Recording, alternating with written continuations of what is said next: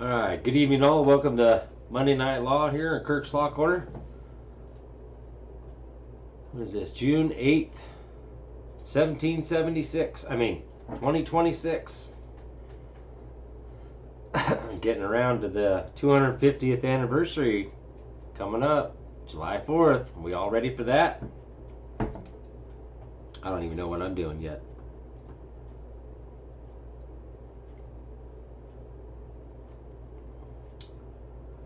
Shout out to everybody over here on Telegram. Kathy Watson, good to see you, dear. Sheila, Paint Gun Spooty, Deb K,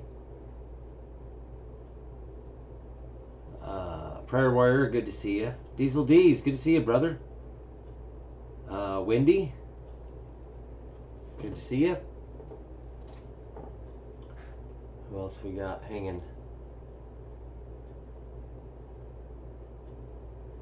Jim Valentine, you're over there in that part. Ralph K, Michael Casper, good to see you guys. And Karen, already out there on Rumble, ready to go. You're early tonight. That's good. There's Mark.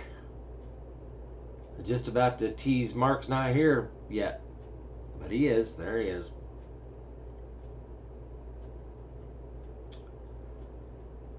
So got some pretty good feedback about last week's Monday Night Law with John. Little biblical stuff going on there. Have to have him back on sometime. But I'm not quite sure on these data centers exactly what they're for, what they have been being used for. Like I said, it's just for last week, the video there that I played, it was just for, to take into consideration, right? I'm not agreeing 100% with all of it.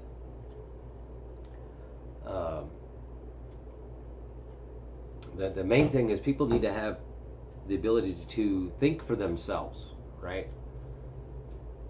Hi, Jacqueline. Good to see you. We seem to have lost our ability to critical thinking and thinking for ourselves as a people as a whole. And I contribute that to the schools, brainwashing and indoctrination, taught to just do what you're told. But you were taught that's the way it is. That's the truth, right? And I realize it is becoming exponential here, where we have a small handful of people that are critical thinkers anymore. Most people cannot think for themselves. See it so many times in so many different videos, and people asking questions, and a lot of people just regurgitate what they were, brainwashed into believing. And it's so obvious to me. I don't know about the rest of you, but when they make their comments on posts, whatever, videos, and anything, it's all the same.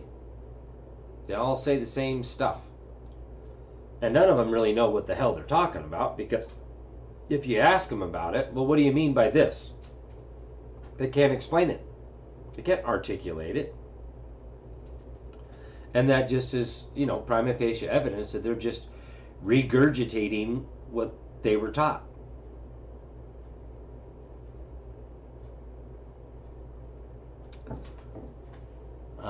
Say what out here on YouTube? Fluoride in the water. Well, yeah, that's a part of it as well. The dumbing down, calcifying the pineal gland.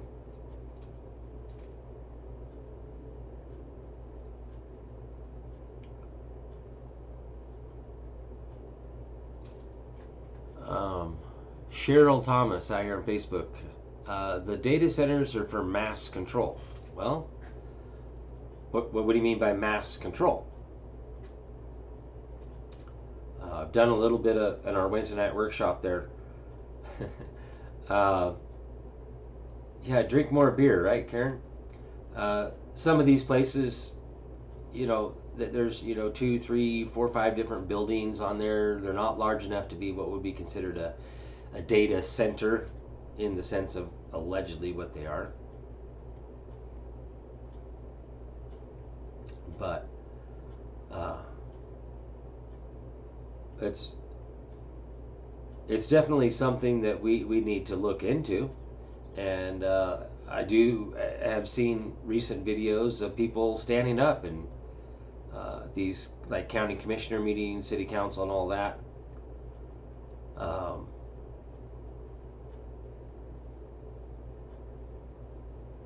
And that, when the people come together like that and they're saying no, we don't want it, it gets voted down.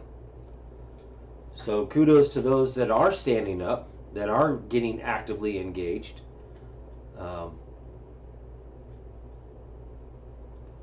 Good to see you, James, out there on YouTube.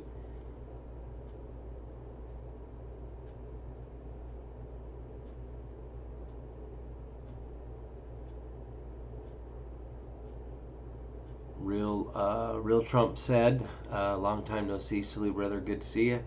Not sure who you are, but thanks for returning back.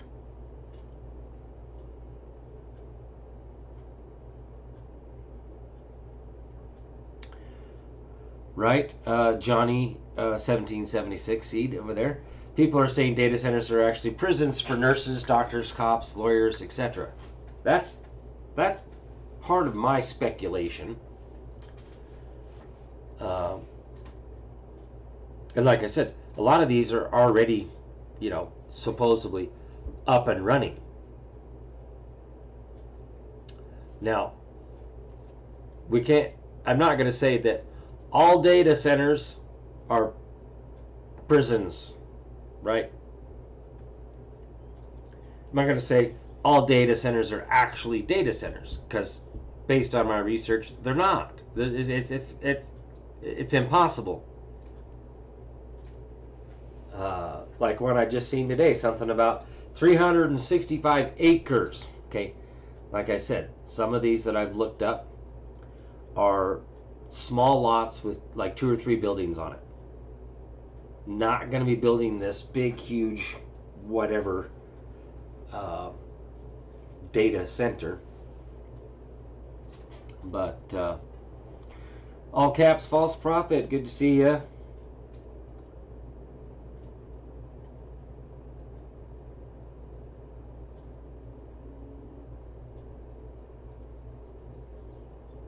Oh, there's one, Karen. I haven't thought about that one. Data centers are suppressing real food farms.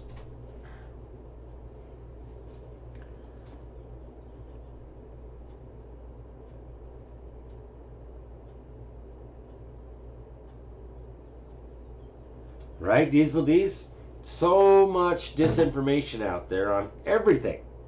It's getting crazy out there. And we do have to use discernment and demand that they provide evidence to support their claims. Preaching to the choir there, but I'm just repeating for everybody else out there. Very good comment, Diesel D's. Love it. There's so much crazy stuff going on right now. And one of those is the review of an audit of the 2020 election. So that truth is coming out now, isn't it? We've been seeing that, right?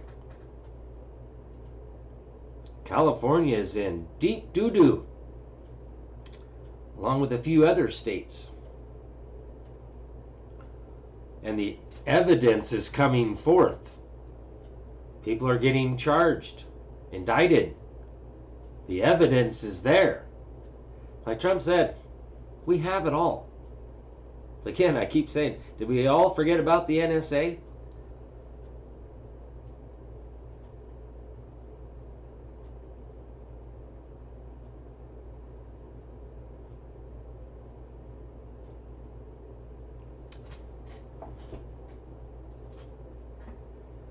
Genevieve, good to see you. People need to stop being selfish when speaking up. but they won't speak up about anything until it directly affects them. And over half refuses to say anything then. I agree. You know, we've been beat down, right? And a lot of us live in fear. A lot of people live in fear.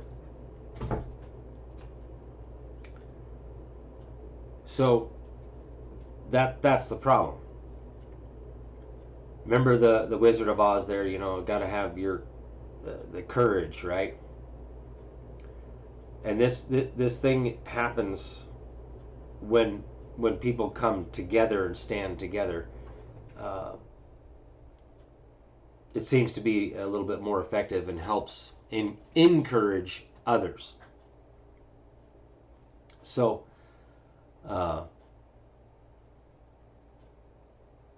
you know, for the most part, my old saying is leaders lead by example. So, you know, it's seeing some of these people out there standing up and doing this stuff, doing what needs to be done, and it's being effective. So, I am seeing some people waking up, some people claiming and exercising their rights to address their public servants at these public meetings.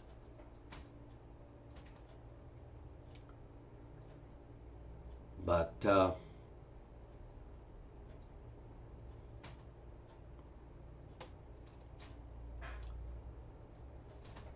somebody new, a teacher for first. The question is, who is putting them up, and what are they really going to be used for?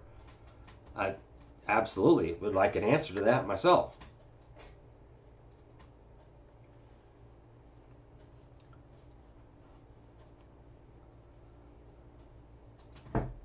But I am seeing more and more of this. People coming together and letting them have it at these public meetings.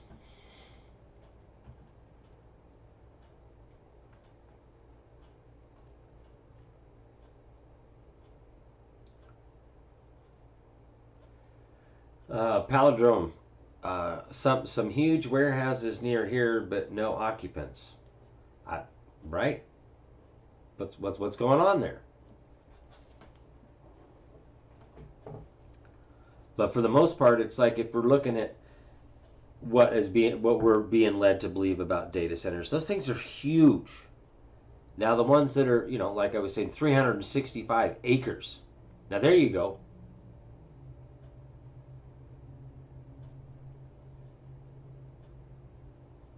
Right, Johnny? Johnny 1776 C.14288. That's Executive Order 14288. That is the one that is to eradicate all crime within the states, where Trump sent the military and deployed the military to all the states to eradicate all crime. And Section 4 of that executive order is directed at public servants. Corruption, waste, fraud, and abuse. Corruption.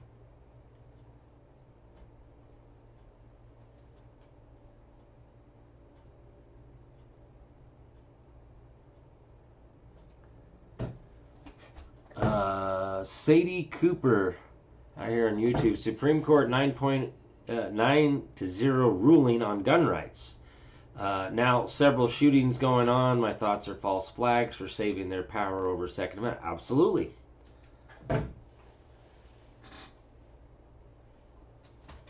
This is something I've been pointing out over and over lately, is the fact that, you know, a lot of people talk about, oh, they're trying to take our guns, blah, blah, blah, blah. No. Look at what the Supreme Court's rulings, they're slowly overturning all of these states' different unlawful and unconstitutional laws. So, you know, New York State Rifle Pistol Association versus Bruin. Very good case.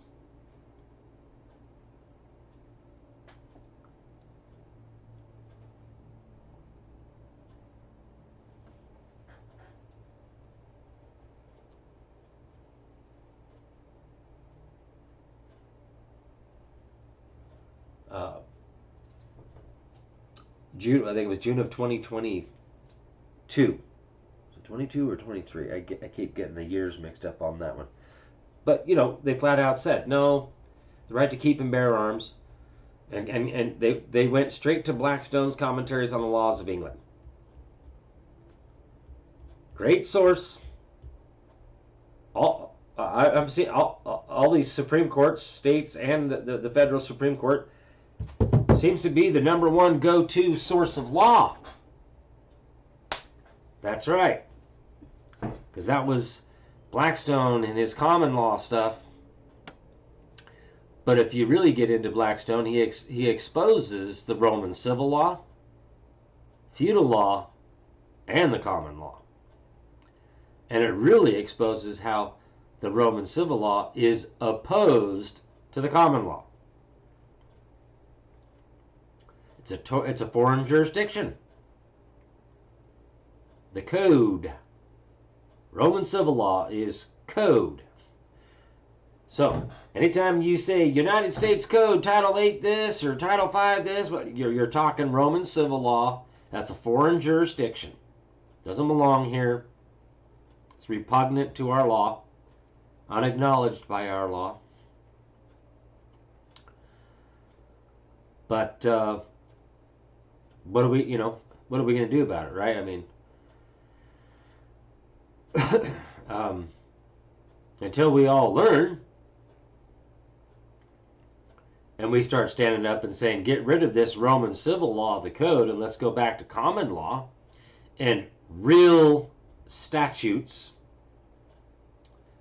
not code, like Idaho Code.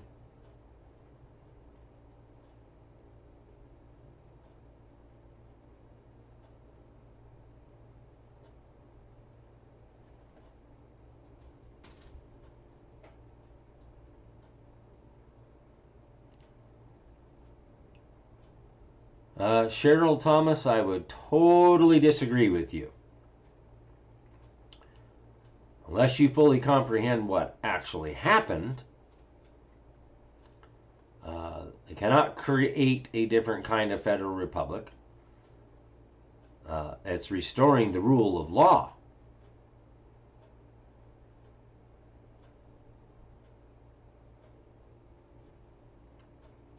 Well, of course we're not British subjects, right? That's all part of the trickery.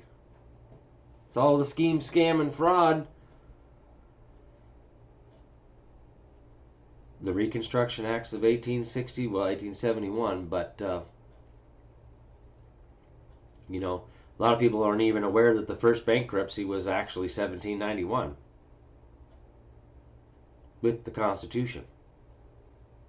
They were only, the delegates were sent, and they were only supposed to be making amendments to the Articles of Confederation. But if you read the secret debates and proceedings regarding the Constitution, you'll find that they knew. There were several people who were objecting to what they were doing and usurping their powers, and that they just flat out said, you know, we're going to do whatever the hell we want to do, and if the people don't like it, they can figure it out later. So right from the get-go, our true Confederate Republic was usurped, subverted.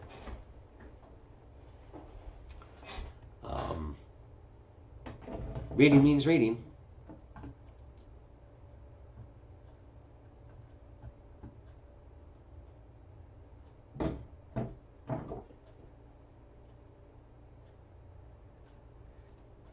Right, Diesel D's? There's a reason Blackstone is the most cited jurist of all time. It happens to be right there at that particular point in time. And again, like I was saying about Blackstone, is that he talks about all three jurisdictions of fundamental law. And he exposes the conflicts between the Roman civil law and the common law, and feudal law and the common law. Well, the common law says this over here, but Roman civil law says this over here, and it's opposed to this, or does it, you know, sometimes they'll say, well, the Roman civil law is in agreement. But he exposes the fact that they are 3 different bodies of law, jurisdictions of fundamental law. So why are they citing Blackstone? Because at that time is right during the time of our republic, right? So what was the common law at the time? That's why they're going back and reading and citing, quoting from Blackstone's, which to finish that on the Second Amendment, the right to keep and bear arms, it went straight to Blackstone's, and it comes from the laws of nature, as in the right of self-defense.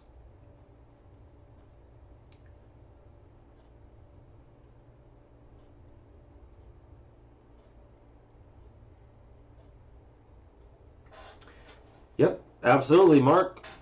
Confederate Republic. Federalist Papers 43 and 45, but more specifically, the Articles of Confederation. The style of this confederacy shall be the capital T, United, capital U, States, capital S, of America. America is the nation. And a confederacy, right? That's the union, a league of friendship.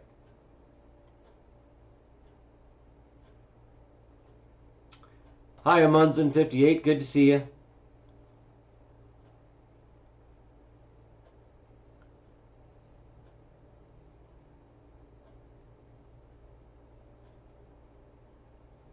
Now you're talking, Karen. Yep, mid-1800s, early 1900s, the bar. Well, the American Bar Association was created in 1878, or was it 1887? I get that one mixed up a little bit there. But, yes, at that particular point in time. But that was fundamentally altering our form of government, is it not? They have no authority to alter our fundamental law or the government, the form of government. Congress shall make no law respecting the establishment of religion or free exercise thereof. Many people do not grasp the concept that that actually means that Congress has no authority to alter Christianity as our ideology, which is that all men are created equal, that we're endowed by our Creator with certain unalienable rights. That's the ideology of Christianity versus Catholicism as an ideology, which under Catholicism as an ideology, they believe in rulers and kings and queens and hierarchy, and we're supposed to bow down to them. And this has been the fight for a long time, even clear back to 600 AD with the Lombard invasion. Okay, when they took it down then, and then it raised its ugly head again in 1130 AD, which in my mind is what caused the Magna Carta of 1215, trying to re-implement that Roman civil law from the Roman Empire, the Roman Catholic Church. This isn't the first time we've been here in history, folks. And I've explained this over and over and over again. This is not the first time we have been through this.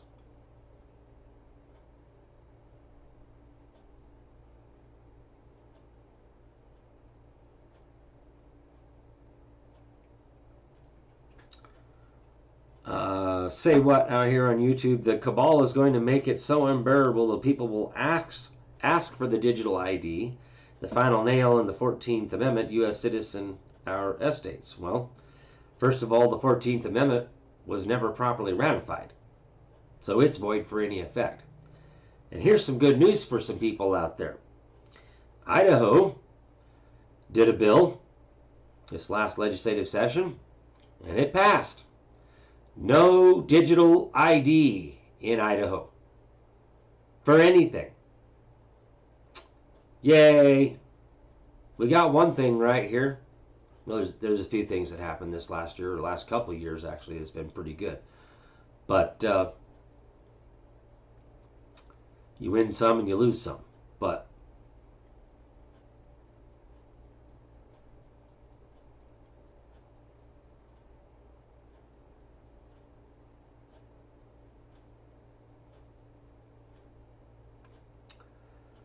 yeah, it's no digital ID required here in Idaho.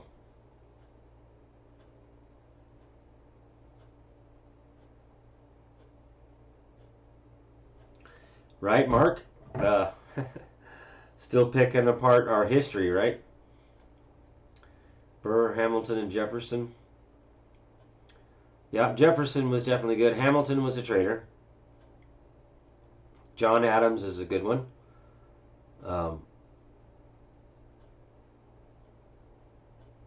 Madison, James Madison. I aspire to James Madison.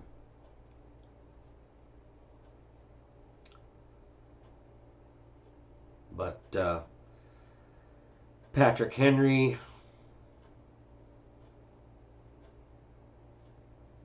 definitely Thomas Jefferson.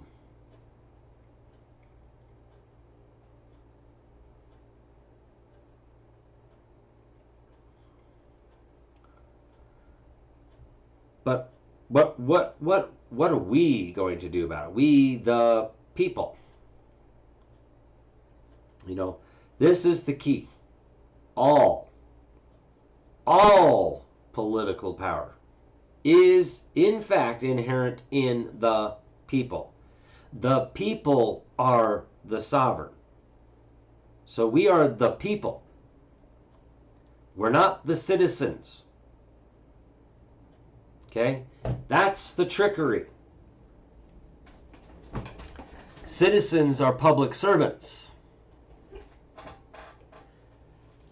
People are the ones that have political power. Otherwise, you're an inhabitant. Okay? That's the whole, that's it.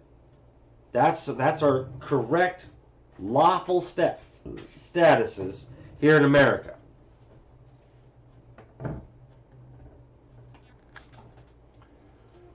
You know, and let's take a look. I've showed this before, but I really gotta really break this down, because some people just don't get it. And especially those stuck on American State National. You gotta correct your status, we gotta correct our status. No. I am man, creation of God. Can you rebut that? I am one of the people of the territory of Idaho. But when we look at the Constitution, let's look at the words. Okay? Let's look at the legislative branch.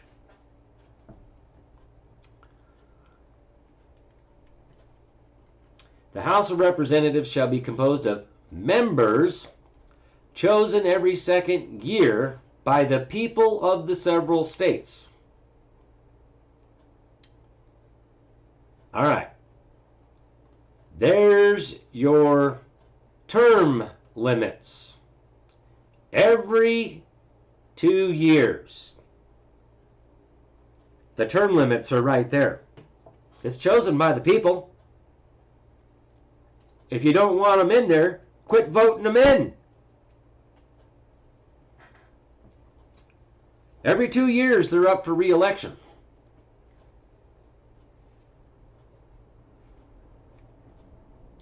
And who are they chosen by? The people, not nationals.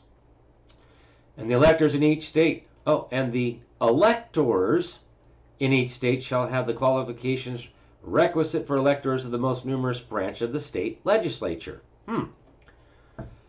No person shall be a representative, so there's the person, is a representative is the person, who shall not have attained to the age of 25 years, been 7 years a citizen of the United States, who shall not, when elected, be an inhabitant of that state in which he shall be chosen.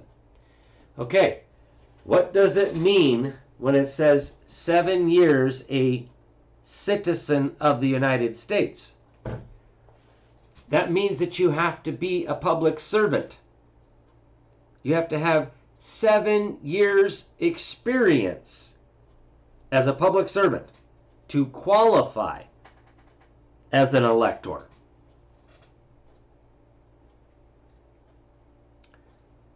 But notice the key words. People, citizen, and inhabitant.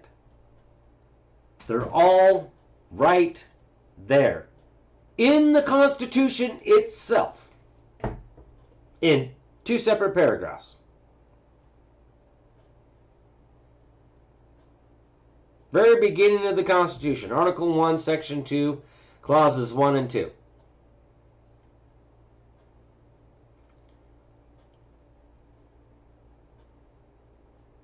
Okay?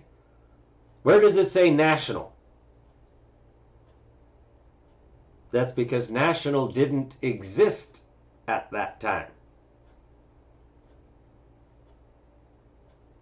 Now that's the one. In 1887, after they switched us from common law to Roman civil law, the Code, which is where you will find national. It's the only place to find national. You won't find it in the Law of Nations. You won't find it in the Constitution. Nowhere. All political powers inherent in the people.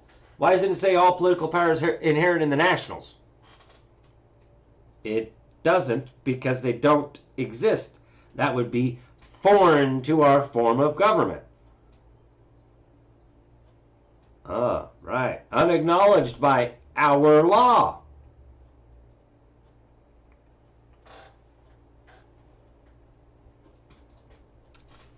But that's what the law says. This is the supreme law of the land.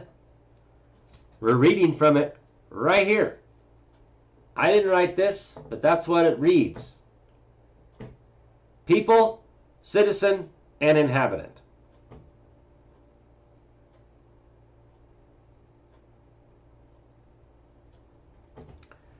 I mean, it cannot be any more clear than right there.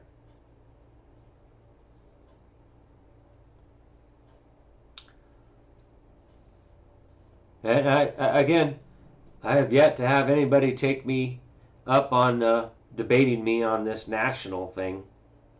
American state national garbage, fraud.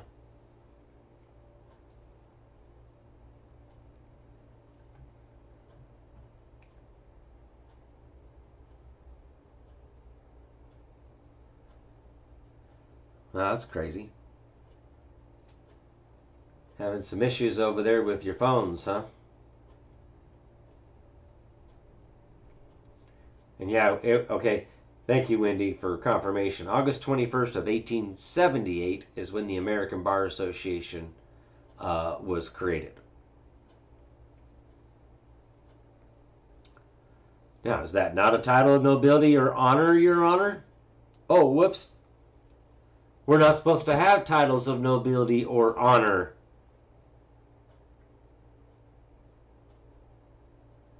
But again, they're not going by the Constitution, they're going by the Code. It's all Roman civil law. They don't do constitutions under Roman civil law. The Code is the law. They don't care about the Constitution.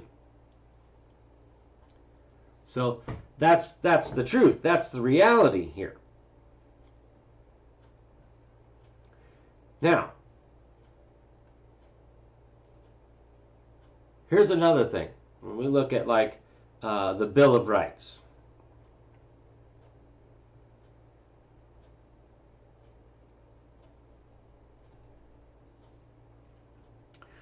Fifth Amendment, right? But it's not actually the Fifth Amendment, it's the Fifth Article, because these were supposed to be articles. Articles in addition to an amendment to the Constitution. The entire Bill of Rights is just merely declaratory of the common law. It's all common law.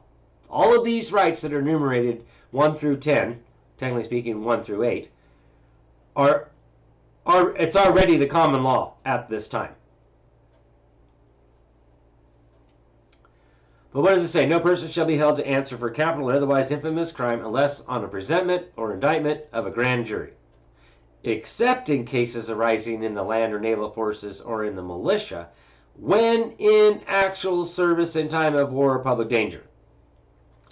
Nor shall a person be subject for the same offense to be twice imprisoned for life or limb, nor shall be compelled in any criminal case to be a witness against himself, nor be deprived of life, liberty, or property without due process of law. Okay, now, the key part here is due process of law. What does due process of law mean? Where does it come from?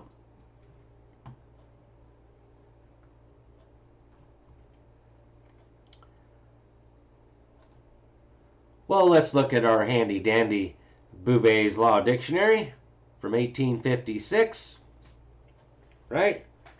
Adapted to the Constitution and laws of the United States of America and of the several states of the American Union, with references to the civil and other systems of foreign law. Civil law is a foreign law. Uh-oh.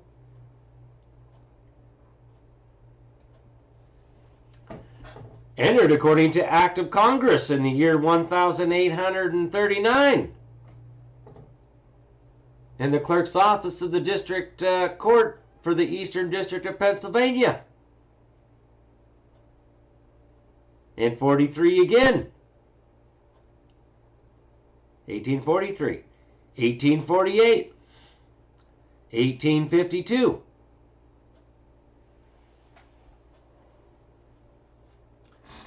And what's this? To the Honorable Joseph Story, one of the judges of the Supreme Court of the United States. This work is, with his permission, most respectfully dedicated as a token of great regard entertained for his talents, learning, and character.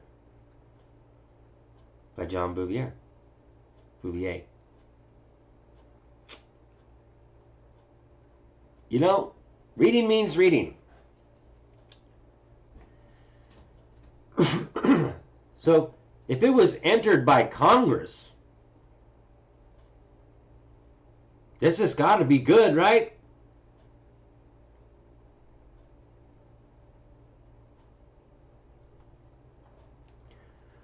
So let's look at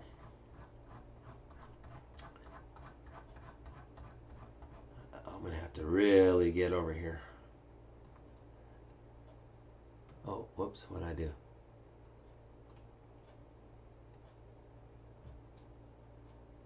Grabbed the wrong thing. I wonder. Let me see.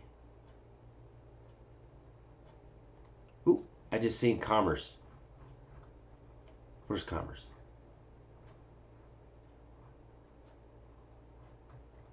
I wonder if it says traffic.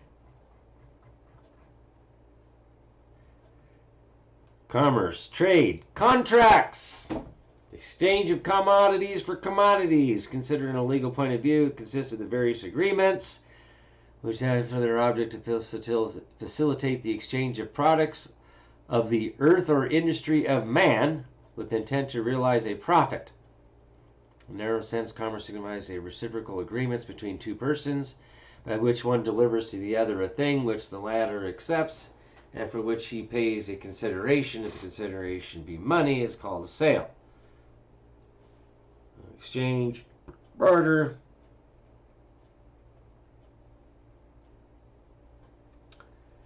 Congress have power by the Constitution to regulate commerce with foreign nations and among the several states and with the Indian tribes. Joseph Story on the Constitution, section 1052. Oh, sense in which the word commerce is used in the Constitution seems not only to include traffic, but intercourse and navigation. Yeah, Well, right there in that particular area of Joseph Story's commentaries on the Constitution, he says commerce undoubtedly is traffic, and commerce is the subject, as in subject matter jurisdiction. So, for everybody out there in the States, when you're talking about traffic, commerce is the subject matter of traffic, which is the transportation, right? The transportation of passengers or property for any fare, fee, or compensation. And because commerce as a subject matter jurisdiction is in fact delegated to Congress pursuant to Article 1, Section 8, Clause 3, the 10th Amendment, which is what they like to throw at us. Well, the 10th Amendment. Yeah, absolutely, the 10th Amendment. The states have no authority. The power was granted to Congress to regulate commerce. Foreign and interstate commerce. Plain simple.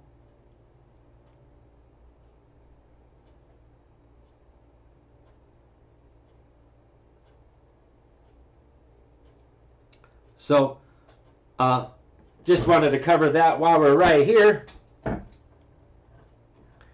But we're looking for due process of law, right? Back to the Fifth Amendment here, or Fifth Article.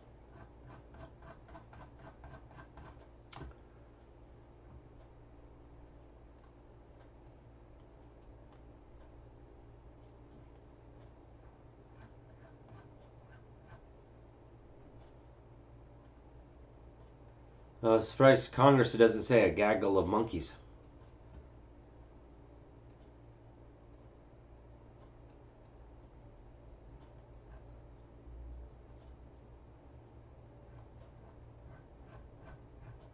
What are we looking at here? Come on.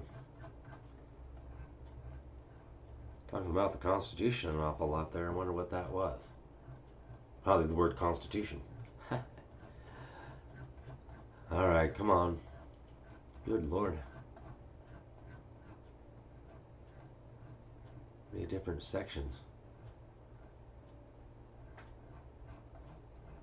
That has to be the word Constitution.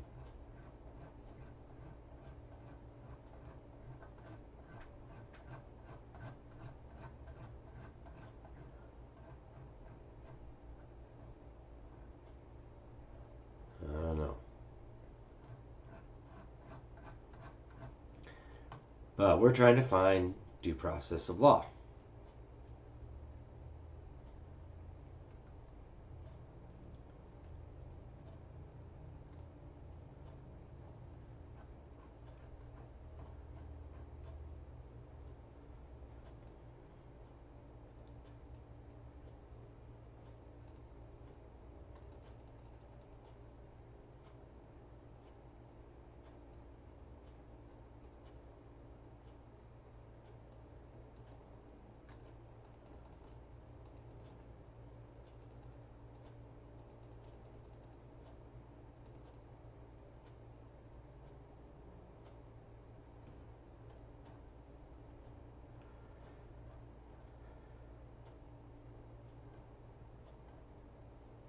No due process of law. Got due bill. Due, what ought to be paid, what may be demanded. It differs from owing in this, that sometimes what is owing is not due, a note. But let's take a look at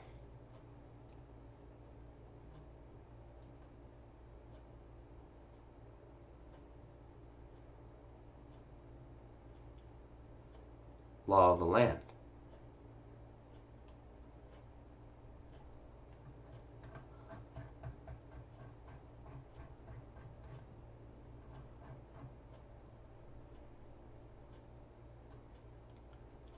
Because this is where it's really going to be.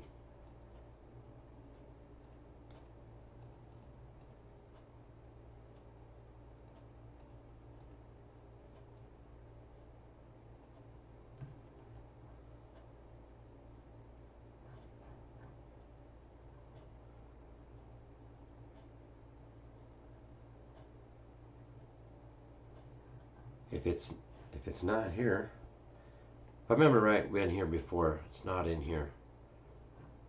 It is in Black's Law Dictionary, though. There's Law of Nations, the science which teaches the rights subsisting between nations or states. The obligations correspond to those rights. Patel's Law of Nations, preliminary section 3, that some complaints, perhaps the unfounded, have been made about the exact extent of the term. The phrase international law has been proposed in its stead. That's Law of Nations. But the Law of Nations is part of the common law. Shared that video there from Virginia Law School.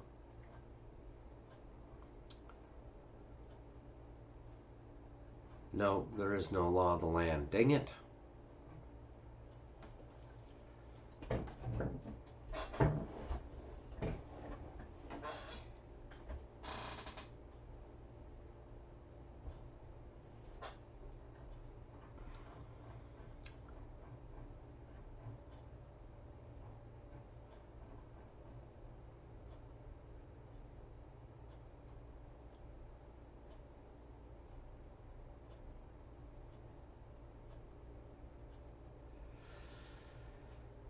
Oh.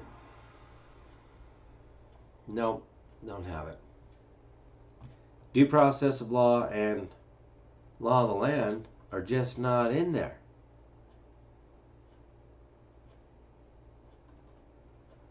So let's pull up Black's Law Dictionary, 4th edition here, which is fine because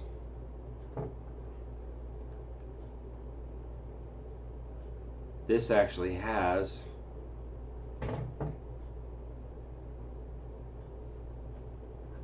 some other stuff that's behind it. Oh, come on. I don't think it has due process of law.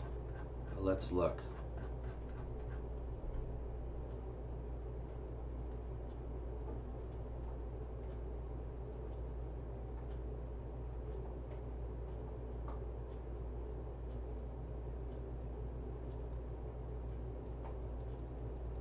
A lot of DEs.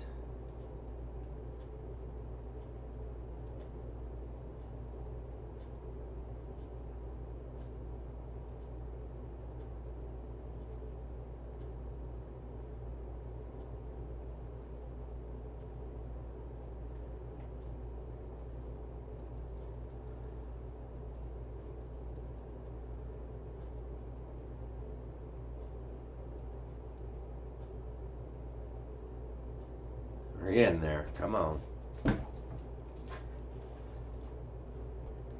Oh. Should be close.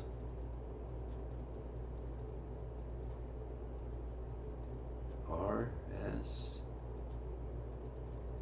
T.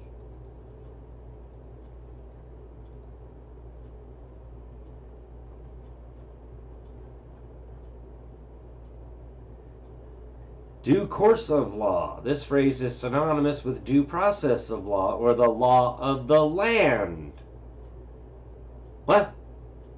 Due process of law is synonymous with due course of law and the law of the land. And the general definition thereof is law in its regular course of administration through courts of justice. And while not always necessarily confined to judicial proceedings, yet these words have such a signification when used to designate the kind of an eviction or ouster from real estate from which a party is. But see, that's the thing. It isn't just judicial. When we look at the Constitution as law of the land, we have to comprehend that the whole thing is a process. The whole Constitution, right? It's the supreme law of the land.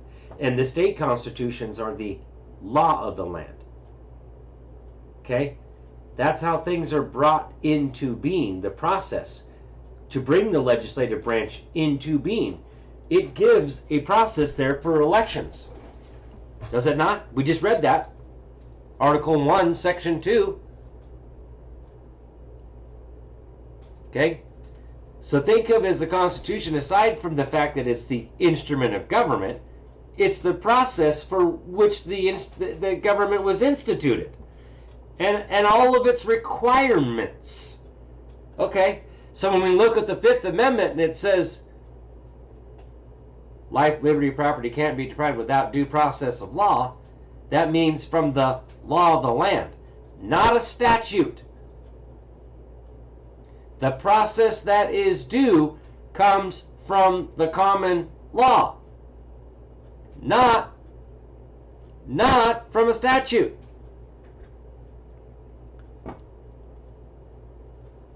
Now, when we go down to law of the land,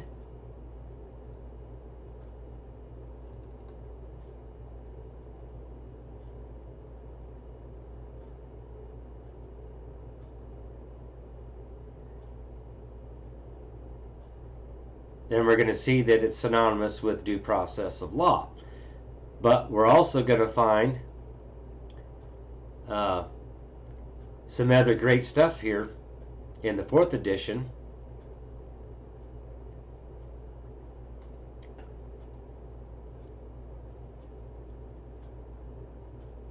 Okay, maybe just a little bit faster.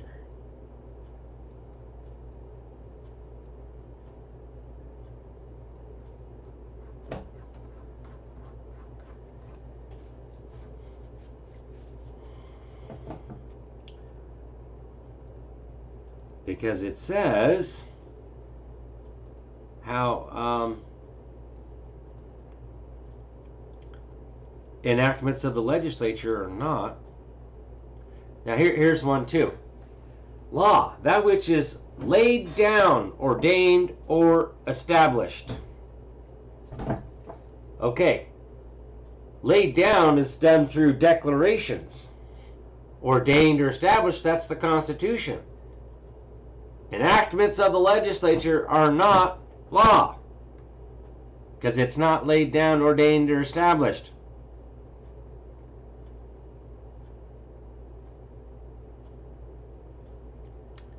Imagine that.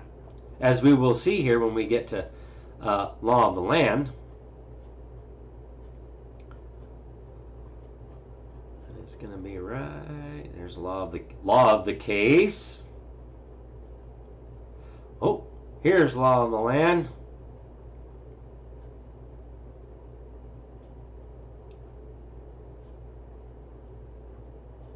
Where is it? Okay, there it is. Law of the land, due process of law. By the law of the land is most certainly intended the general law which hears before it condemns, which proceeds upon inquiry, and renders judgment only after trial. The meaning is that every citizen shall hold his life, liberty, property, and immunities under the protection of general rules which govern society. From the law of the land. Everything which may pass under the form of an enactment is not the law of the land. When first used in Magna Carta, the phrase probably meant the established law of the kingdom in opposition to the civil or Roman law. That's right. It is. It's opposed. It is now generally regarded as the meaning general public laws binding on all members of the community. I don't care what it means. No. It means due process of law warranted by the Constitution, by the common law adopted by the Constitution, or by statutes passed in pursuance of the Constitution. But the problem is we didn't give them the authority, right? We didn't give them the authority to make due process of law. Due process of law comes from the common law, from the law of the land. And our Declaration of Rights, or Bill of Rights there, but more specifically declarations, lay down the law.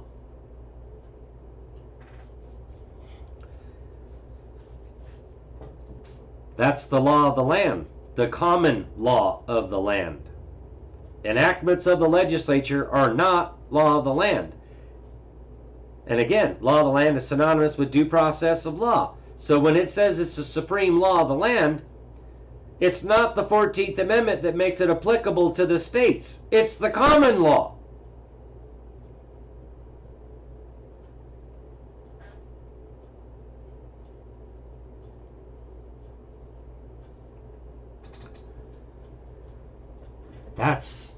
That's the Fifth Amendment, or Article 5.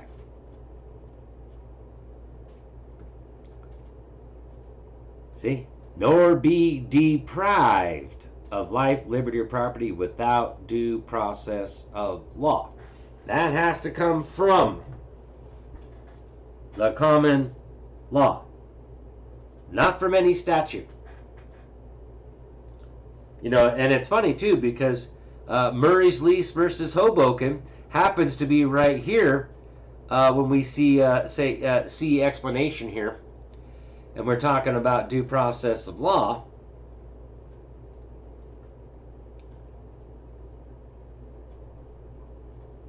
Oh, not going to show it, huh? Unless it's just, I got to click on something. The Fifth Amendment provides that no person shall be deprived of life, liberty, or property without due process of law. Generally, due process guarantees protect individual rights by limiting the exercise of government power. Oh, look at that. Black's Law Dictionary, 10th edition. Why are they citing Black's Law Dictionary?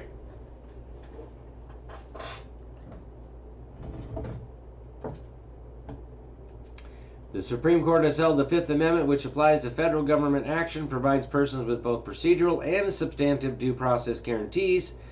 The federal government seeks to deprive a person of a protected life, liberty, or property interest. The Fifth Amendment's due process clause requires that the government first provide certain procedural protections. Procedural due process often requires the government to provide a person with a notice and opportunity for a hearing before such a deprivation. Notice and opportunity is the first fundamental principle of due process of law.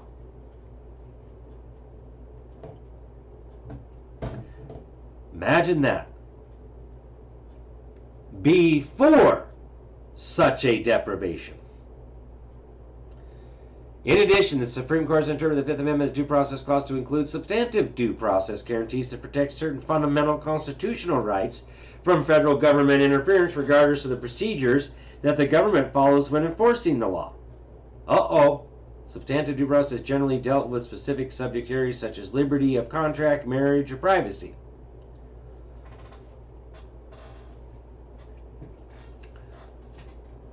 Due process cases may arise under both the Fifth and the 14th Amendment. Both amendments use the same language but have a different history. Supreme Court has construed the 14th Amendment due process to impose the same due process limitations on the states as the Fifth Amendment does on the federal government. Except we, the people of the states, created the Bill of Rights. And again, the Bill of Rights is just merely declaratory of the common law. American Jurisprudence, Volume 16. Constitutional Law, Section 100. Bills of Rights and those merely declaratory of the common law. Its provisions are mandatory. The 14th Amendment was never properly ratified by sufficient a number of states. It's void for any effect. It's a fraud. It's not the 14th Amendment that makes it applicable to the states. These are articles in addition to the Constitution as an amendment, period. But that's if you read the actual Bill of Rights, the whole thing. Now, let's get into where it says,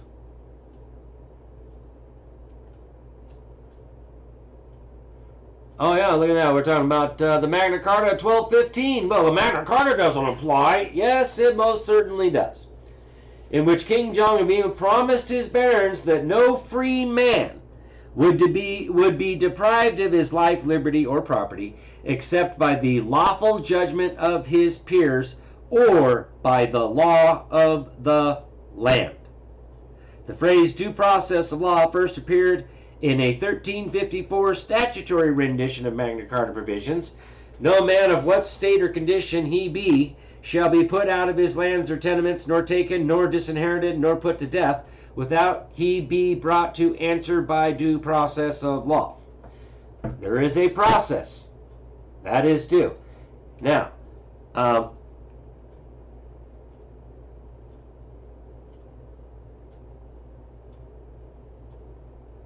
Cook's writings describes aspects of both procedural and substantive due process, which the drafters of colonial charters and declarations of rights relied upon when incorporating due process rights into those instruments, particularly in provisions safeguarding accused persons' rights. Now, they have gotten rid of Murray's Lease versus Hoboken. Unless we're going to get it, maybe it's over here.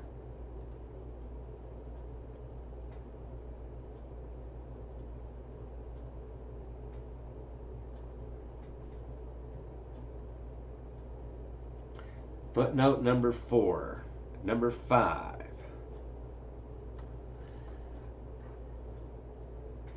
The court first addressed due process in 1855 Fifth Amendment case Murray's Lease versus Hoboken Land and Improvement Company. In Murray's Lease, the court held that it would be determined independently from Congress whether the government had provided due process by evaluating whether statutory process conflicted with the Constitution, and if not, whether it comported with those settled usages and modes of proceedings existing in the common and statute law of England before the emigration of our ancestors, and which are shown not to have been unsuited to their civil political condition by having been acted on by them after the settlement of this country.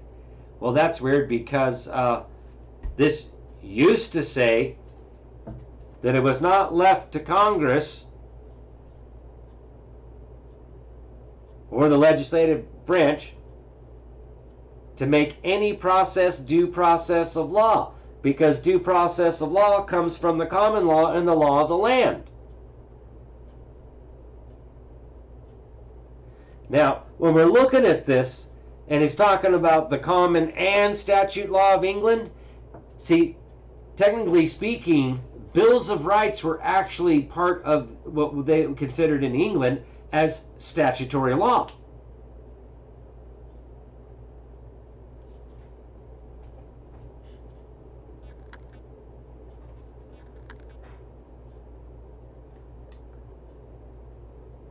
So,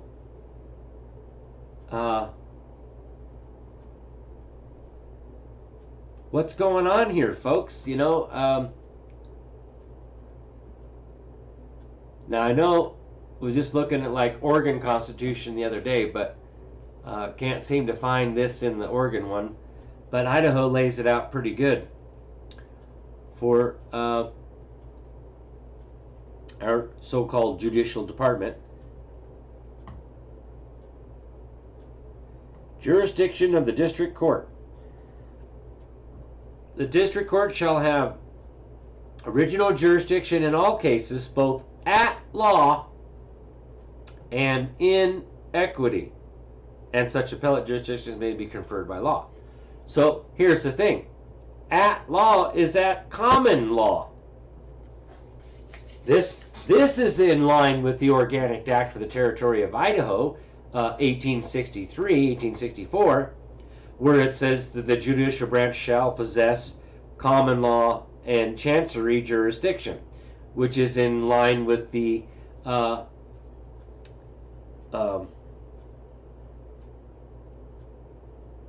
Northwest Ordinance of 1787, that we are to have common law jurisdiction.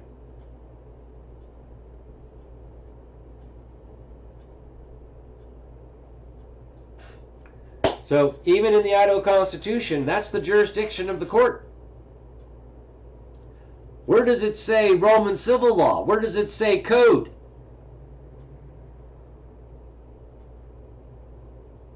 But I like how they put in there, and such appellate jurisdiction as may be conferred by law. No, we go back to the Organic Act, and what it says is we're supposed to have justice of the peace courts in our cities, which are our common law courts. They're all supposed to be common law courts. The only other jurisdiction is admiralty and maritime. So we have common law, admiralty, and maritime. And the law of equity is in equity, having an equitable interest, such as land, like it says in Article 3, Section 2. Because that's what equity is. It's equality, but no, it's not. It's having an equitable interest. Some sort of a contract. But when we're talking about common law, and again, the maxim of law is that, yes, the law of equity may be resorted to where the common law is deficient. So first, let's talk about the common law. And if the common law is deficient, then we can go into equity. But equity is about having an equitable interest. Well, it's about fairness, and no, it's not. That's not what equity is. Like when you buy a house, and you buy the house, but you put $20,000 down. Now you have $20,000 of equitable interest in whatever it is you just bought. You buy a car, doesn't matter. That's your equity. And then there's things like sweat equity, your labor. Oh, that's equity.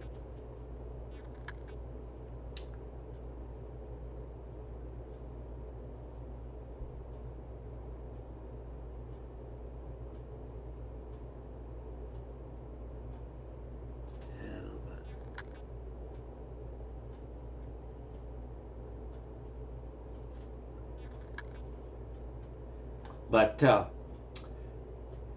mean, that's what we're supposed to have, right?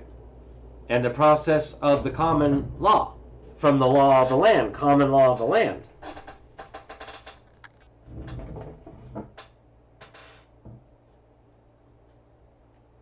Yeah, they've definitely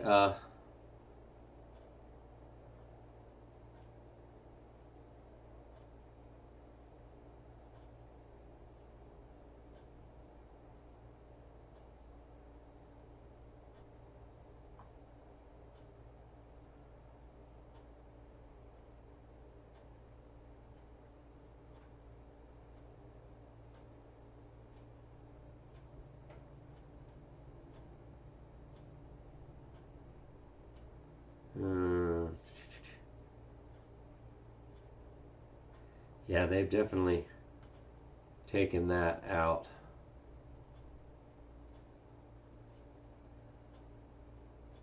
Yeah, they took that out about Murray's lease.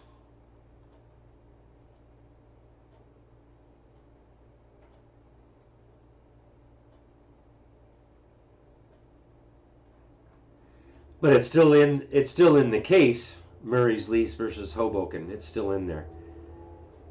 Hey, James, good to see you, brother.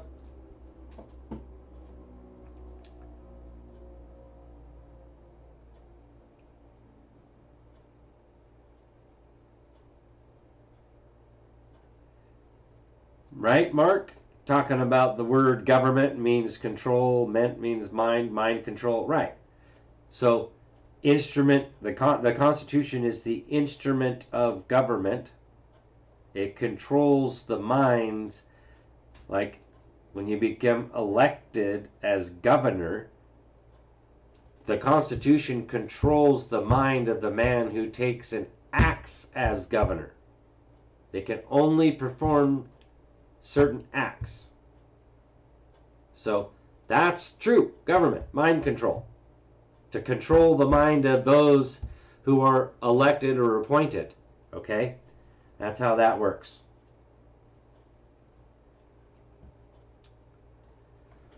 But yeah, they definitely got rid of the proper, or well, I wouldn't say proper, the quotation in there that, oh yeah, government can't make any due process of law. It's still in the case, but they sure hit it off of law.cornell.edu and the annotated Constitution here. Because that's what this is they call this the annotated Constitution. Well, it's annotated by them.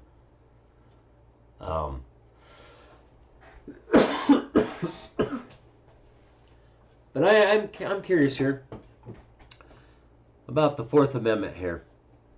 Whoops, I should have went into...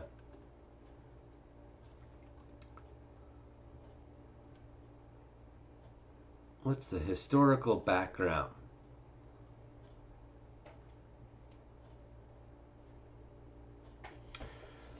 Which protects against the government's use of writs of assistance.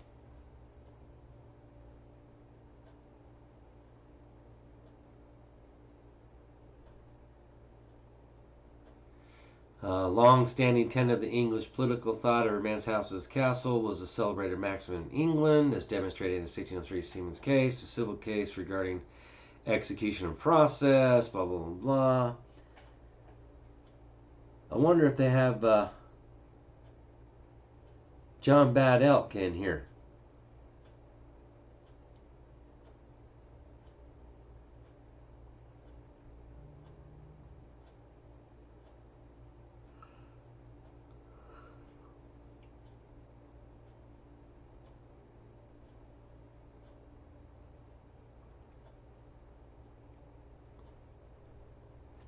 They sure don't lay it out like State versus Clark, Idaho Supreme Court 2019, and most certainly definitely a lot like Blackstone. Nope.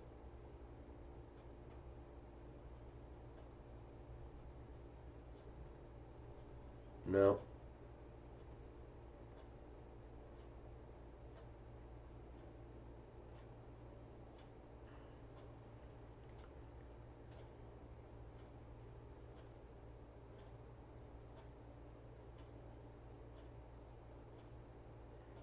Yeah. Basically, flat out, you cannot make an arrest without a warrant. The only exception to that rule of law is for felonies and breaches of the peace. And those breaches of the peace has to happen directly in front of them. But, yeah, they definitely, let's see, warrant requirement. Emphasis upon necessity of warrants places the judgment of the independent magistrate between law enforcement officers and the privacy of citizens. No, people. Authorizes invasion of the privacy only upon a showing that constitutes probable cause and limits that invasion by specification of the person to be seized and the place to be searched and the evidence to be sought. Right, because that's what it says in the Fourth Amendment. No warrant shall issue but upon well, I got probable cause. You got probable cause to go get a warrant. Go get one. But otherwise, you cannot deprive me of my life, my liberty, or my property without this process.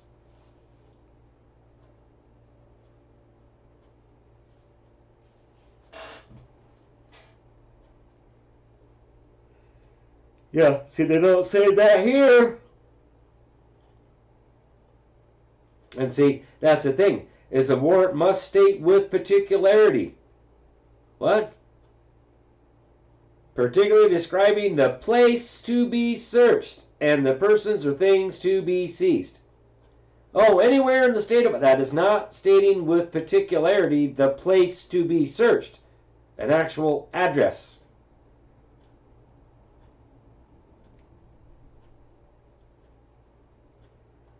Oh, although exceptions may be different for arrest warrants and... No, it says no warrant shall issue. No. This is the common law. You cannot make an arrest without a warrant for a misdemeanor. That's the law. Only for felonies and breaches of the peace. Otherwise, you have to have a warrant, which is the first part. The right of the people, not citizen.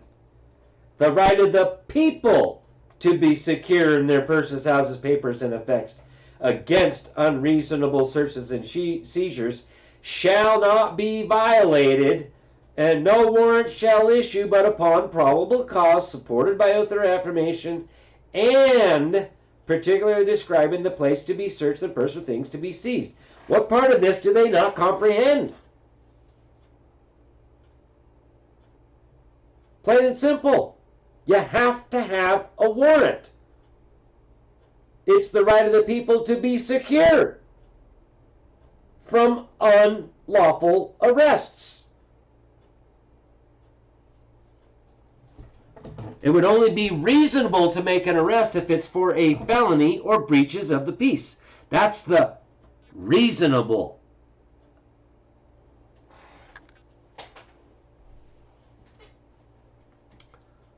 So, that's the law.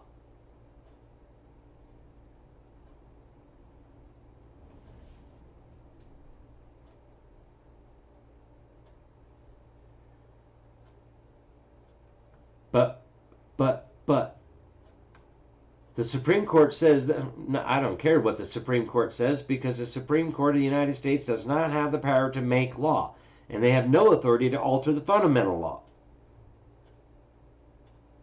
And in fact, when they're doing that, they're bound to support the law, and they don't uphold the law. That's an act of treason. That's giving aid to our enemies. Enemies are our tyrants. And, well, the Law of Nations says anybody who's vested with that authority, Book 1, Chapter 3, Section 30, anyone who's vested with authority who subverts the law here commits a capital crime.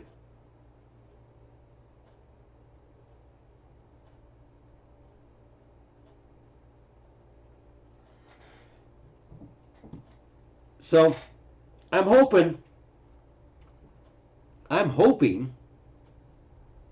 that this is in part what's coming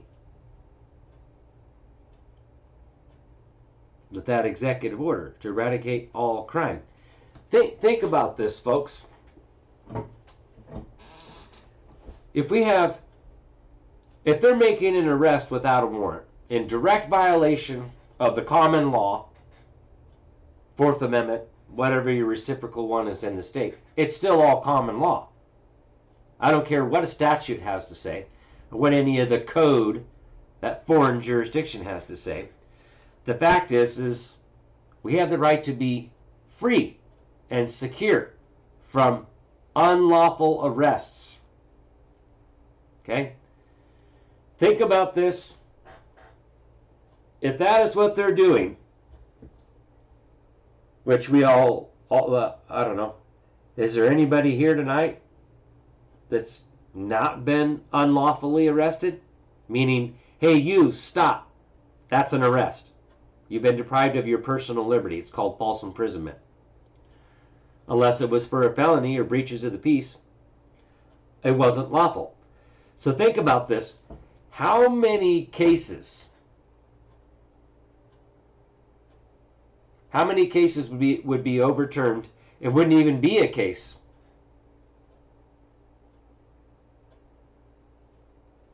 Think about that. And then we add in all these bills of attainder, legislation, prescribed punishment. Well, that's disorderly conduct. There's no such thing as disorderly conduct. It's either a breach of the peace, which is an assault, or battery. Which is it? Disorderly conduct is shit made up.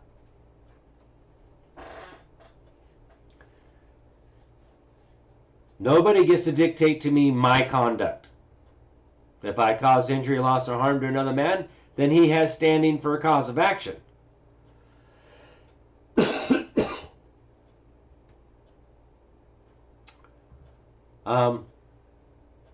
Yeah, I'm thinking like 80% of all cases out there in the last 100 years have been unlawful.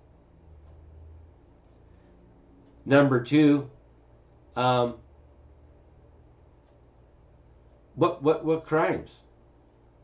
These are all shit made up, bills of attainder, and it's all legislation that says that's a crime. There's no injured party.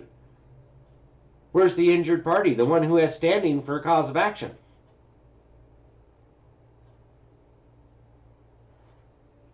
Uh-oh.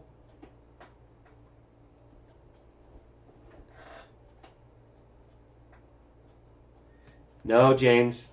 You're regurgitating some bullshit out there. Legal is the undoing for lawful. Nature's God, the undoing of God's law. No, it is not. Legal is contracts. Lawful is full of law. Rights as the law. Legal is contracts.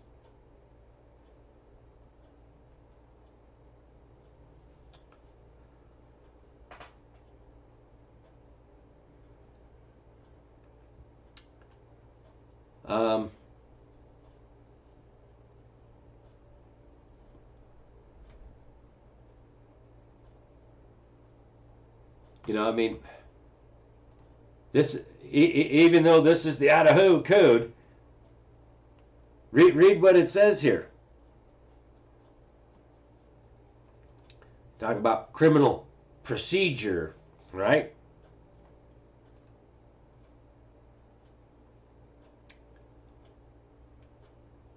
Person lodging complaint.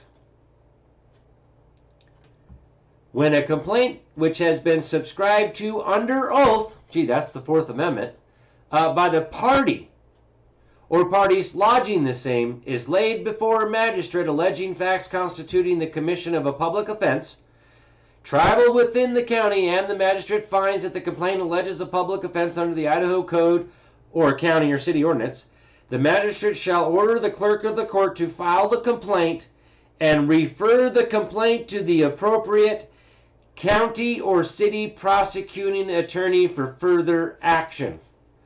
Oh, wait a minute. That means it's not the prosecutor who files the complaints. Who's the party?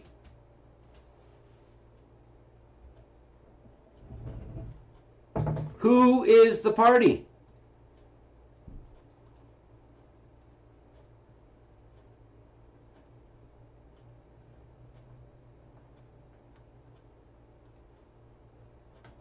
The party is one of the people.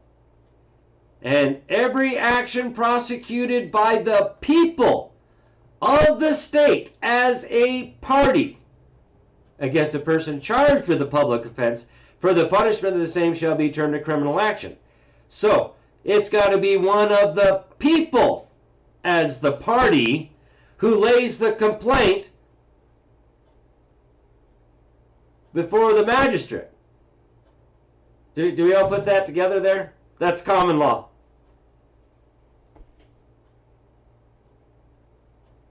And technically speaking, it's supposed to be referred, if you lay that complaint there, then it's supposed to be referred over to a grand jury, not to the county prosecutor. It's got to go to a grand jury for investigation, because the grand jury does the investigation, not the executive branch, like Department of Justice or the sheriff's office or the city police. Well, we're going to do our investigation. Well, who are you? You're not the grand jury. But that would be due process of law. Gotta have a grand jury. Fifth Amendment. Right? A presentment or indictment of a grand jury.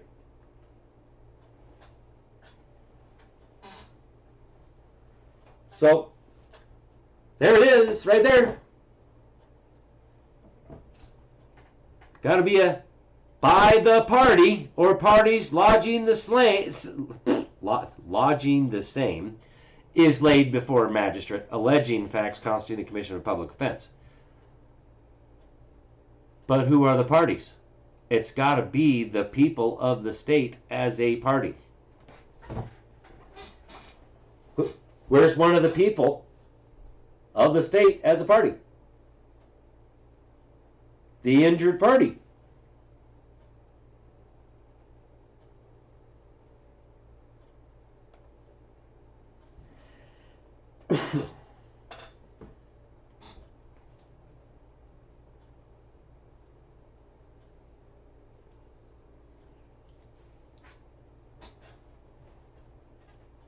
I mean, it can't get any more clear than that, can it?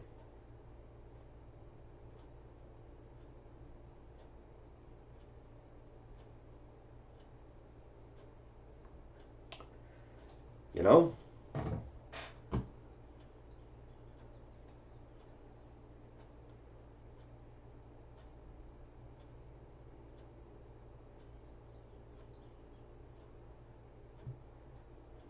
Yeah. I mean, that's the law, right? And I guess while we're here, I'll go ahead and bring up that State versus Clark case just to show it one more time, because I really like it, even though they're trying to deny it.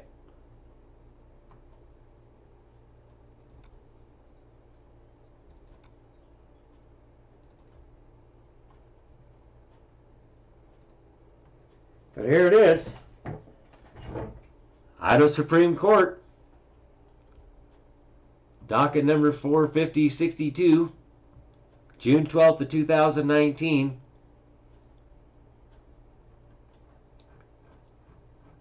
We get down here, they're like, oh yeah, we got to go do a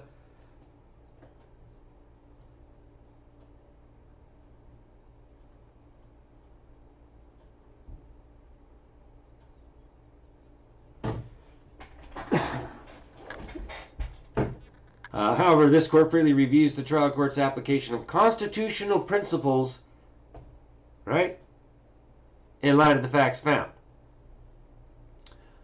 Fruit of the poisonous tree is a legal metaphor, meaning that the evidence is inadmissible in a court if the evidence was derived from evidence that was illegally obtained.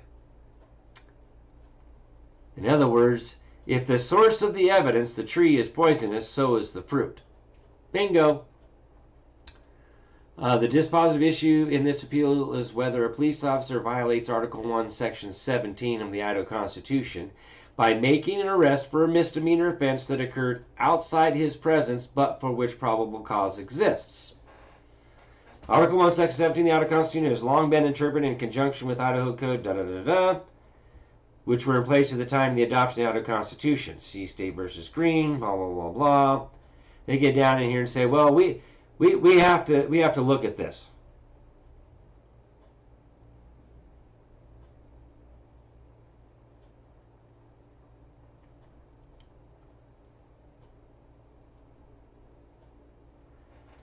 Provisions of the Idaho Constitution must be construed in light of the law prior to their adoption. What do you mean? What law prior? What law? Well, I thought the code was the law. Why are you having to go look somewhere else?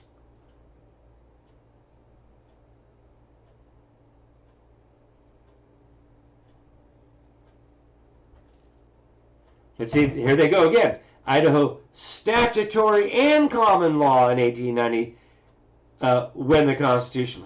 What's statutory law? This is all common law. There's no such thing as statutory law when it comes to making an arrest.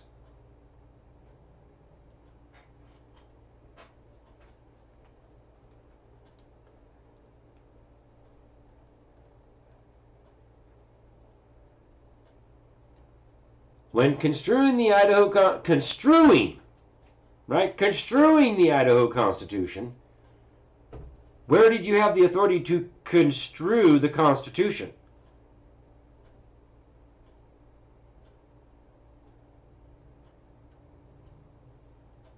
Right before this, it talks about the Constitution. However, we conclude that this statement in green is a raw green should stand for the principle that pre-existing statutes and the common law may be used to help inform our interpretation of the Idaho Constitution. What would statutes have anything to do with the Constitution when the Constitution is above a statute? There can't be any statutes if you don't have a Constitution, because statutes are made pursuant to powers delegated in the Constitution. Okay? Does that make sense?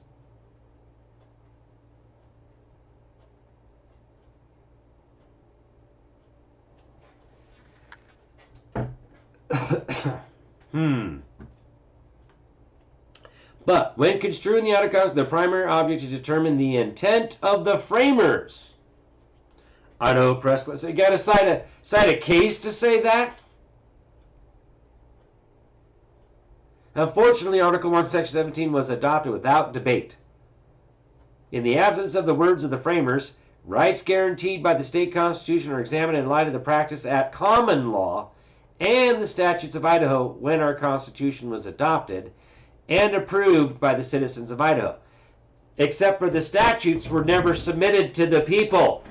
Only the Constitution was submitted. You never submitted any of the statutes to the people for their approbation, for their approval, for their consent. This court has long taken this approach to interpreting our state constitution.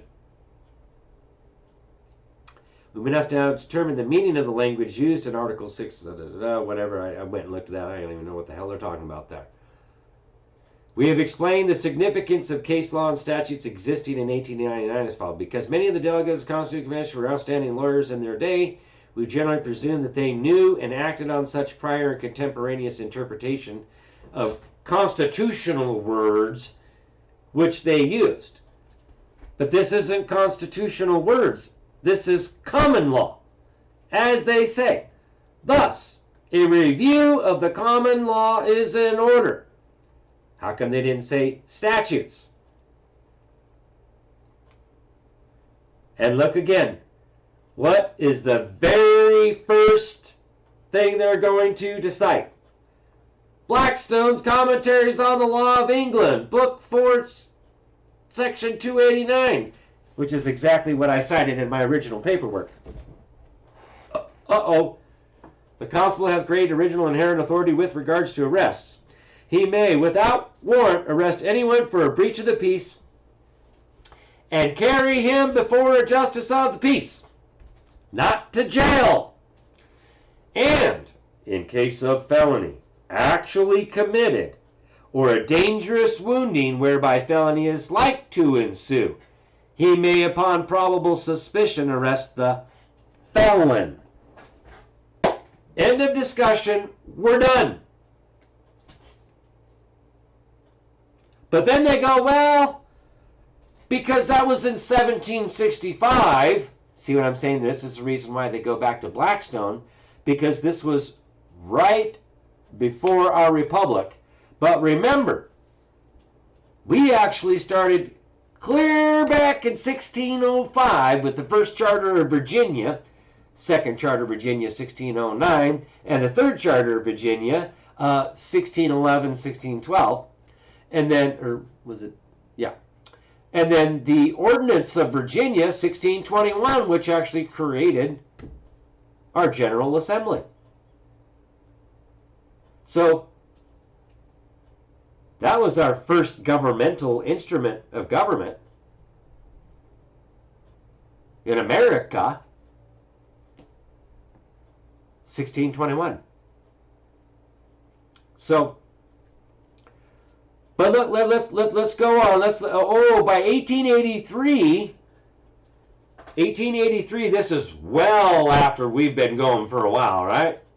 Right. So this has got to be okay, right? 1883. I mean, this is right before Idaho was admitted to the Union. Scholar of the common law wrote, a scholar now. There were, and indeed, still a good many differences of the considerable importance of the procedure related to the prosecution of felonies and misdemeanors, respectively. The most important are that, as a rule, this is the rule of law, a person cannot be arrested for a misdemeanor without a warrant.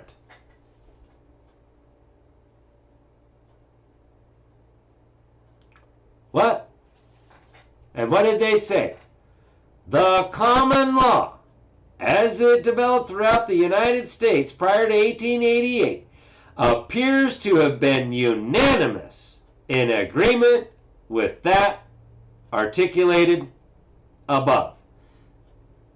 Meaning both of these, both Blackstone and Stephan in the history of the criminal law of England. But why is it 1883 and still talking about the criminal law of England in 1883? Where's the scholar on the common law for America in 1883? I mean, we most certainly have the common law then, from 1776 on. It's in the Northwest Ordinance of 1787, common law. But see, they don't want us to know that the common law is the real law. But here is prima facie evidence. Well, we have to go back and what was the common law? What does it mean? Gee, we don't know that you can't make an arrest without a warrant for a misdemeanor. You can only do that for a felony or breaches of the peace. Well, I'll be damned. But it says, the common law, as it developed throughout the United States prior to it, appears to have been unanimous in agreement with that articulated above.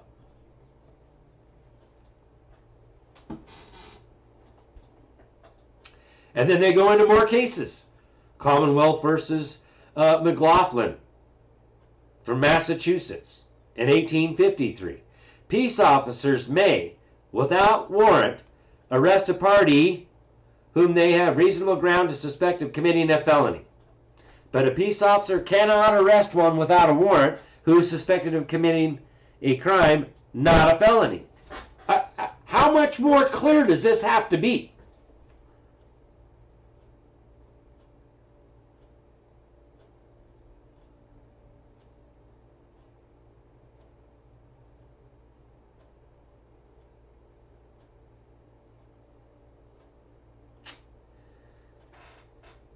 Right, Karen? You know, these flock cameras and stuff, is that violation of our right to be secure? It absolutely is. That's an unlawful search and seizure. We most certainly do have a reasonable expectation of privacy within our cars. Absolutely. Right, Jacqueline? Right, Karen? Right, Mark? Right, Diesel D's?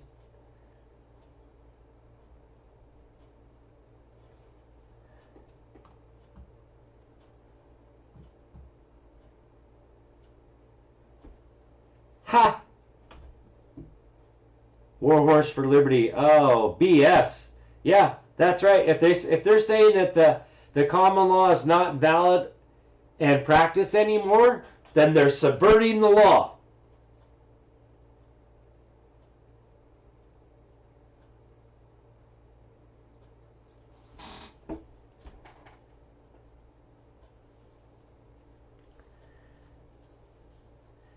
Exactly, Karen.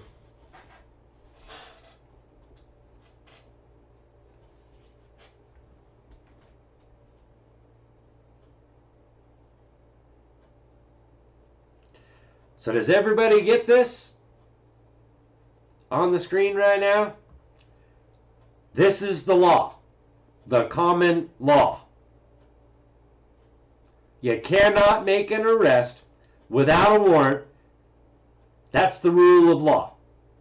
The only exception to this rule of law, the Fourth Amendment, but see, it's not the Fourth Amendment, it's the common law, which predates the Fourth Amendment.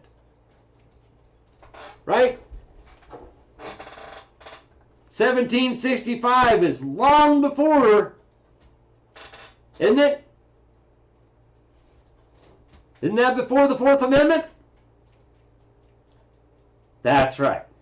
This is the common law. The law that is common to all.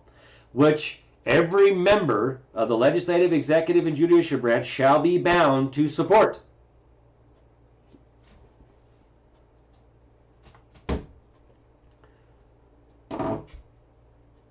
So,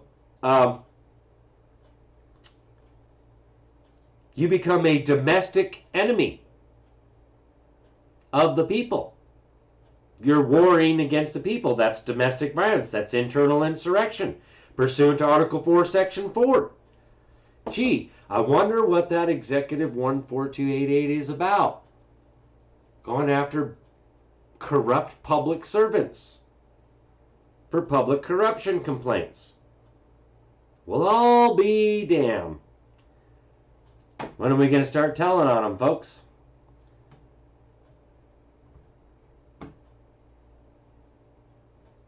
It's time. It's time that we put government back into the tiny little box it belongs in and set the people free. Get out of our private lives.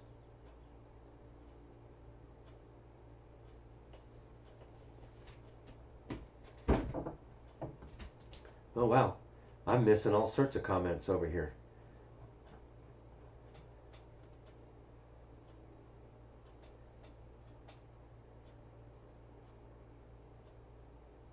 I'm just now looking over here, Wendy. You saw my question. Which is your question?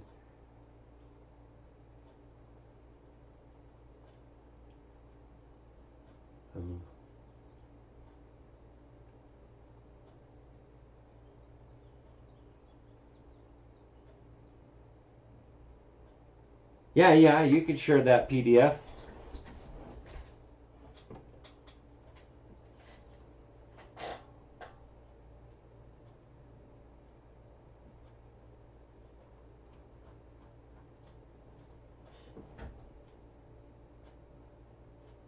Yep, absolutely correct, Dieseldies. The warrant must have a court seal and a wet ink signature of a magistrate, and it should be a justice of the peace or a magistrate.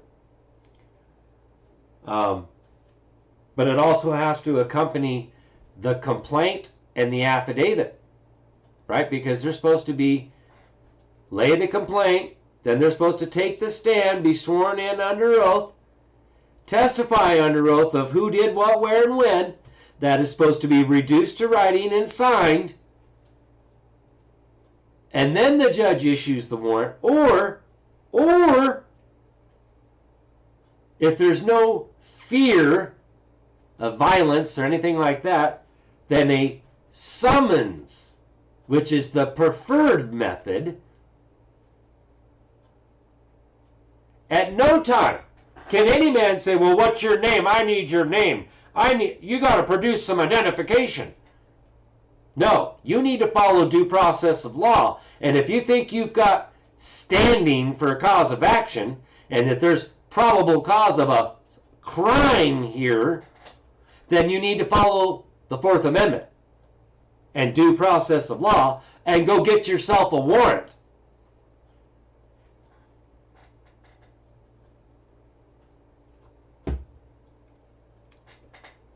Unless you can articulate, their RAS, or reasonable and articulable suspicion that you've committed a crime that's an arrestable offense without a warrant, that better be either a felony or a breach of the peace. And then you have to take me before a justice of the peace, because that's the law. Plain and simple. There's no ifs, ands, or buts here. This is not open for debate. This is the letter of the law, in writing, in an Idaho Supreme Court case, citing the frickin' law. This is a review of the common law. This is the law. There is no ifs, ands, or buts about it, folks. They're making unlawful arrests out there. Plain and simple. And they're enforcing these bills of attainder under a regulatory scheme which is all done through the Administrative Procedures Act, which is an unlawful transfer of power from the legislature to the executive. Plain and simple, it's unlawful. Those are bills of attainder, bills of pains and penalties. Who gets the money?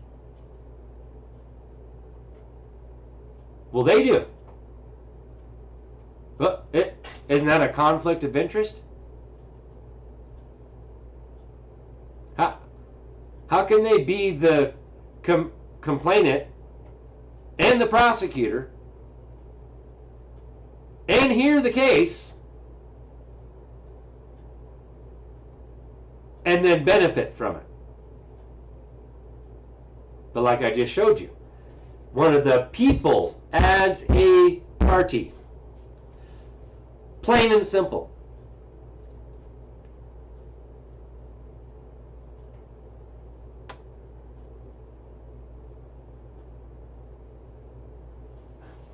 Absolutely, a Munson 58. A warrant shall have support of a jurat affidavit as I comprehend it. Yes. Again, the process is the complaint must be laid before the court. The complainant must take the stand. The actual injured party must take the stand, be sworn in under oath, testify, reduced to writing, signed, so that's signed, sworn, and subscribed, and then the magistrate can issue a warrant. And only then. That is the process that is due. And then specifically, it's supposed to go over to a grand jury before issuing the warrant. Because the grand jury is the one that's supposed to do an investigation.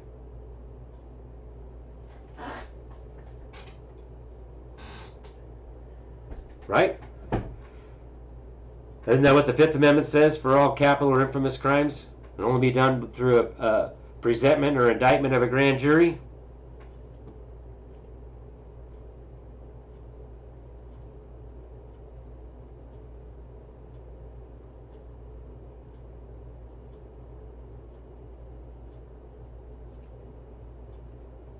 Well, I'm looking at Joanne Blackburn on Facebook. So demur, pleading in the form of demur, is actually for indictments, grand jury indictments.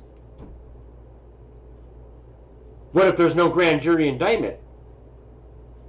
I guess it's still called pleading in the form of demur, but it's called a motion to dismiss. Or, first of all, a motion to suppress. And then a motion to dismiss. Okay? All at the same time.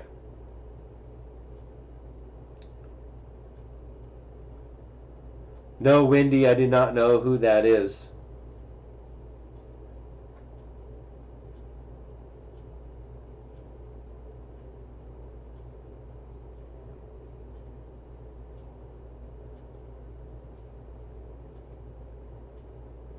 I've never seen that one before.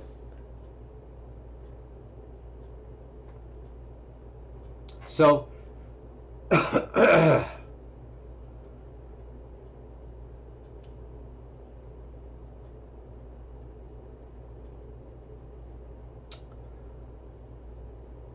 what did we learn tonight?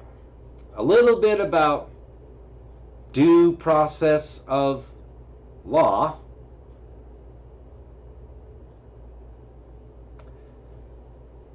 And the warrant process. Well, I should say the complaint process, and then the warrant. And the law behind it, the common law. Idaho Supreme Court did the work for us. That was in 2019, right after Trump's executive order there in 2018 or 17. 17, or we discovered that was 2008. Reestablishing the rule of law. The common law is the rule of law, not the statutes. Enactments of the legislature are not law of the land. So, again, what did we learn tonight? They cannot make an arrest without a warrant except for a felony or breaches of the peace. And they must take us before the nearest and most accessible magistrate. No, they cannot incarcerate us because there has to be an order of commitment from the judicial.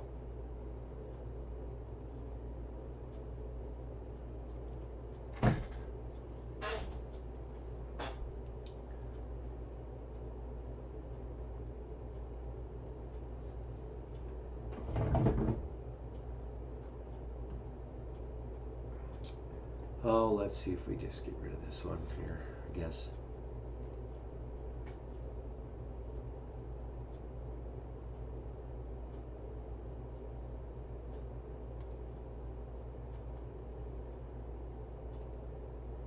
I will have to.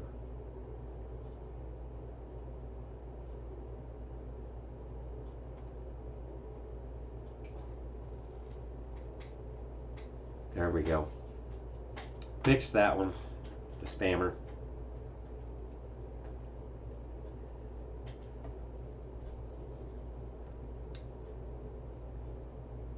Yeah, I would, a Munz and 58, I would use the process that is due. Due process of law, the process that is due. Because where there is a right, there is a duty.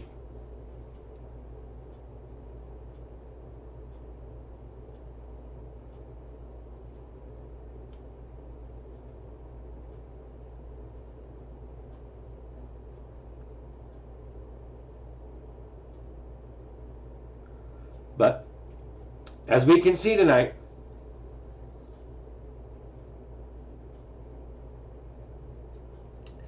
they're making unlawful arrests all the time.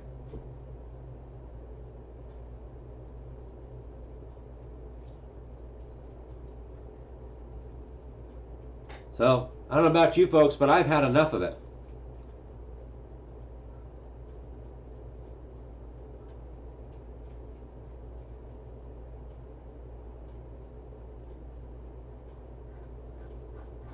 Whew.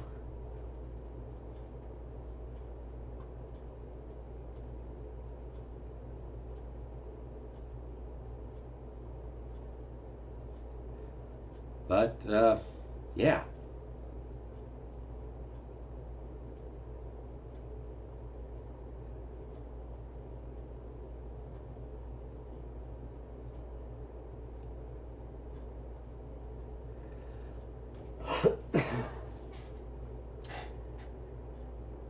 Alright folks, if you enjoyed the show tonight, you learned something, want to make a little sliver of a donation or something like that, want to support, go to my, well, the links are in my descriptions down there, kirkslawcorner.com.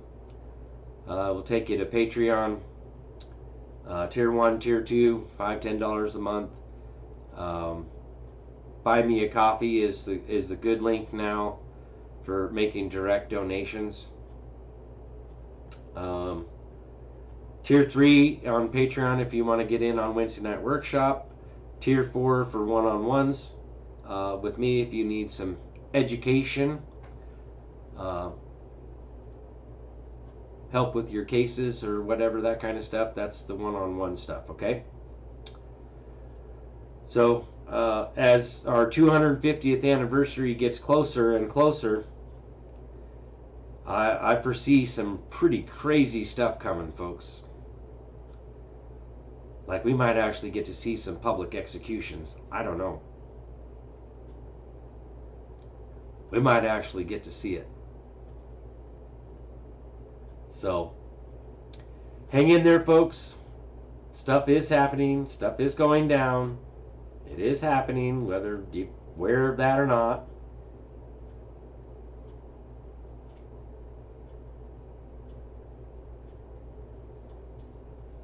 All right.